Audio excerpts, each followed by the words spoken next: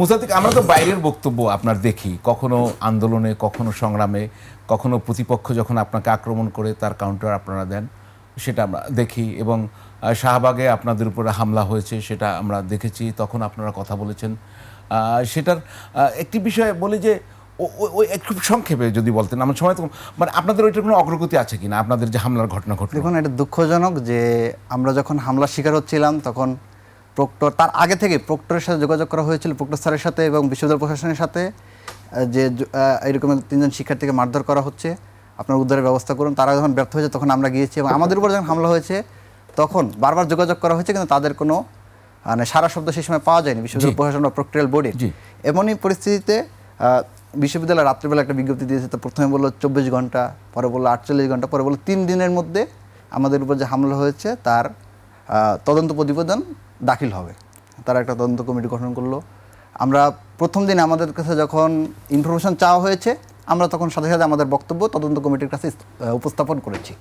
3 দিনের মধ্যে কথা ছিল যে তদন্ত প্রতিবেদন তারা দাখিল করবে, কিন্তু 3 দিন পরে আমরা যখন গেলাম তখন তারা বললো যে তাদের আরও সময় লাগবে। যখন তারা 48 ঘন্টার পরে গিয়েছি আমরা, তখন তারা বললো আরও সময় লাগবে।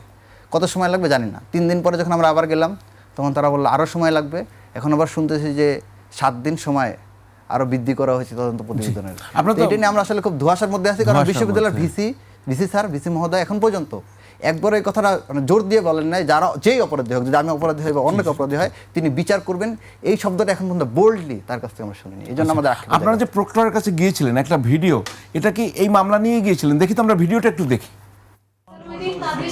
এই ব্যাখ্যাটা তোমার, এটা ব্যাখ্যাটা তুমি দিচ্ছ, খুব এটা খুব এটা শৃঙ্খলার বিষয়। আমরা দেখেছি যে সেটা শৃঙ্খলার বিষয় বলতে 48 ঘন্টার মধ্যে প্রতিবেদন দিলাম। আমরা পারস্পরিক কথা বলবো, যে প্রেক্ষাপটে গিয়ে থাকুন না কেন, হয়তো বা বিভিন্ন বিষয়, তো প্রক্টর সাইফুদ্দিন সাহেব দাঁড়িয়ে আছেন, আপনারা বসে আছেন, আসলে বিষয়টা কি? মানে শিক্ষক স্যার আমাদেরকে, মানে একটা ক্লাসরুমে কি হয়, শিক্ষার্থীরা বসে থাকে এবং স্যার দাঁড়িয়ে লেকচার দেন, এবং কোনো বিষয়ে যখন সবাই দ্বিমত পোষণ করে তখন একসাথে বসেই কিন্তু দ্বিমত পোষণ, সবাই কিন্তু দাঁড়িয়ে যায় না দ্বিমত পোষণ করতে। যখন একজন বক্তব্য দেয় তখন সে দাঁড়িয়ে যায়, দাঁড়িয়ে বক্তব্য দেয়। এইখানে সেম ঘটনাই ঘটেছে। স্যার আমাদেরকে বসতে বলেছেন, বসিয়েছেন, তিনি দাঁড়িয়ে কথা বলছেন।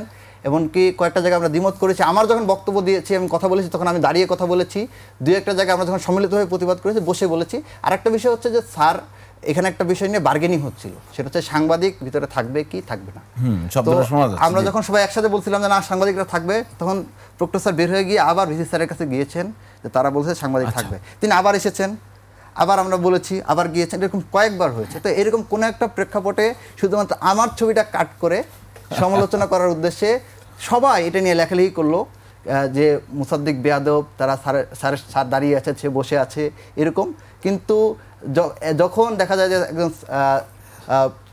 আপনার সিটি কলেজে চট্টগ্রামে একজন শিক্ষককে ঘুষি মারা হইলো, তারপর হচ্ছে আমরা দেখলাম যে জগন্নাথ বিশ্ববিদ্যালয়ে প্রক্টরের উপর হামলা করা হইলো ছাত্রদলের আহ্বায়ক এবং সদস্য সচিব মিলে, তখন এই ধরনের বিষয়গুলো নিয়ে কোনো কথা বলতে আমরা দেখি না। এই মানে অধিকাংশই বলেন না, যারা সবসময় বলেন না এবং ওইটাকে ডিফেন্ড করেন, এটাকে সাহসিকতা বলেন, তারাও দেখলাম একটা কার্টপিস ছবি নিয়ে তারাও উৎসব করলেন, উল্লাস করলেন।